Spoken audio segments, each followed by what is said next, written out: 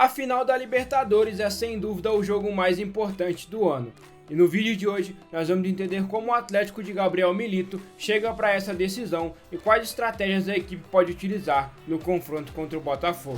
Na decisão da Libertadores, Gabriel Milito deve priorizar o que já tinha feito contra o River Plate. A utilização de Daverson junto com Paulinho e Hulk deve dar um ponto de referência para a equipe no ataque, assim como a entrada de Allan Kardec deu no final do jogo contra o Flamengo da Copa do Brasil. Então é um ponto importante porque, tendo um ponto de referência no ataque, o Atlético que atua no seu 3-4-3 permite aí que o Daverson fixe mais a defesa adversária, e aí Paulinho e também Hulk conseguem ter essa liberdade à frente para associar mais. São dois jogadores que têm uma mobilidade maior e conseguem aí fazer jogadas de tabela e conseguem também associar com outros jogadores e pisar na área também com mais espaço, já que o Daverson deve estar ocupando aí os dois zagueiros ou pelo menos um dos zagueiros do Botafogo.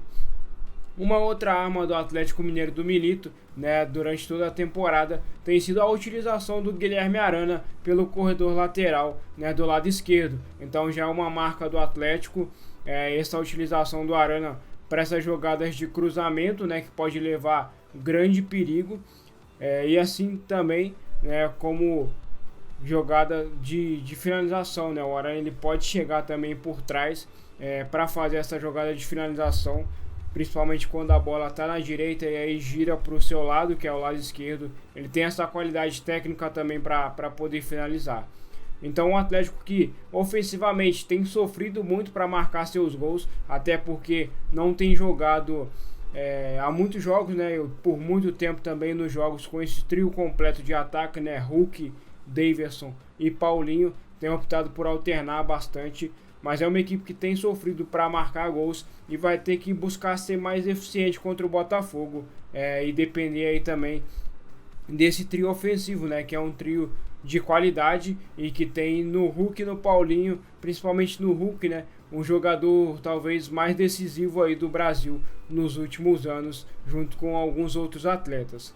Pela direita tem também o Scarpa, que é um jogador que consegue criar situações, muitas vezes cortando para o meio para finalizar ou para cruzar na área, uma área que deve estar preenchida por esse trio de ataque, e que também o Atlético vai buscar essa qualidade e essa inspiração individual do Hulk, sem dúvidas.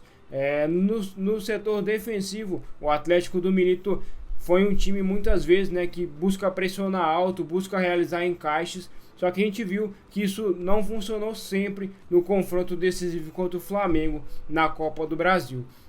Então pode ser uma das possibilidades do Atlético já começar a partida marcando alto, tentando sufocar e dificultar o jogo do Botafogo. A gente vai ver que o Atlético é um time que tem qualidade em fazer isso quando a marcação encaixa e a equipe é intensa. A equipe conseguiu marcar, por exemplo, esse gol aí contra o São Paulo, criou algumas chances contra o Flamengo, principalmente no jogo de volta, dessa maneira, mas tem outro cenário que também pode ser provável. O Atlético, no jogo contra o Botafogo no Campeonato Brasileiro, mesmo antes da expulsão do Rubens, optou por fazer uma linha de 5 na defesa, um 5-4-1 muitas vezes, e aí optou por defender de maneira com um bloco um pouco mais baixo. E aí a gente vai ver algumas situações que podem ser muito importantes, que é a manutenção dessa linha defensiva dentro da área para poder proteger o funil e essas situações de cruzamento, que é uma coisa que o Atlético